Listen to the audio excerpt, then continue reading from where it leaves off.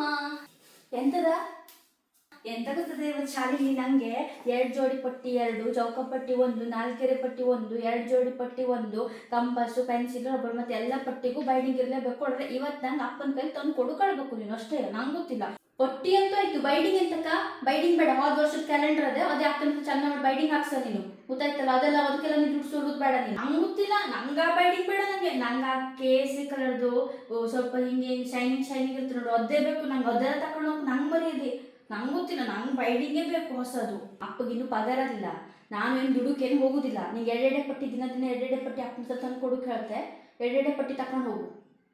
ಎರಡೆರಡೆ ಪಟ್ಟಿ ಎಲ್ಲ ನಂಗೆ ಬೇಡ, ನಂಗೆ ತಂದು ಕೊಟ್ಟರೆ ಅಷ್ಟು ತಂದು ಕೊಡ್ಬೇಕು. ನಂಗೆ ಗೊತ್ತಿಲ್ಲ, ನನ್ನ ಫ್ರೆಂಡ್ಸ್ ಎಲ್ಲ ಎಂತ ಮಾಡ್ತಾ ಗೊತ್ತಿದೆ, ಪಟ ಪಟ ಬರ್ಕೊಂಡು ಪಕ್ಕ ಪಟ್ಟಿ ತೋರ್ಸ ಬಿಡ್ತದೆ, ನಾನು ಹಿಂದೆ ಬೀಳ್ತೆ ಗೊತ್ತದೆ. ನಂಗೆ ಗೊತ್ತಿಲ್ಲ. ನಾನು ಸಂಜೆ ಕೂಡ ಅಪ್ಪನ ಹತ್ರ ತಂದು ಕೊಡೋಕೆ ಹೇಳು, ನಾನು ನೋಡು. ಮತ್ತೆ ಅದಕ್ಕೆ ನೀನು ತೀಡ್ ಹೆದರ್ಸೋದೆಲ್ಲ ಬೇಡ. ನಿಂಗೆ ಕಲು ಮನ್ಸಿದ್ರೆ ಕಲಿ, ಅಪ್ಪನ ಸತ್ತಿ ನೀನು ಗದ್ದೆ ಹುಡುಗಿ ಕೆಲ್ಸಕ್ಕೆ ಹೋಗು. ನಂಗೆ ಒಂದೇ ಮಗಳು ಸಾಕು, ಅದಕ್ಕೆ ಚಲೋ ಓದಿಸ್ತೆ ನಾನು, ಗೊತ್ತಾಯ್ತಲ್ಲ? ಬಂದೆ ಬಿಟ್ಟೆಲ್ಲ ತೀಡ್ ಹೆದರ್ಸೋಕೆ.